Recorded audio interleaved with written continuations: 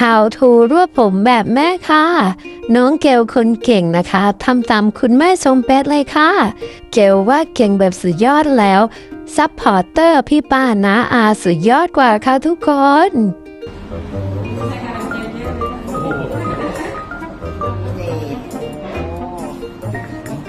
เก่งจังเลย โอ้โหเก่งมากได้ทุกช่อเลยเกลเรียบร้อย มากลูกสาว เรียบร้อย มากลูกสาวมากที่ยังทำไม่เป็นเลยนะเนี่ยโอ้ต้องกัดเอาไว้ที่ปากขอดูวิธีทำ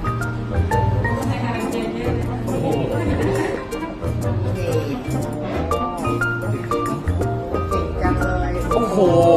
เก่งมากได้ทุกช่อเลยเกลเรียบร้อย มากลูกสาว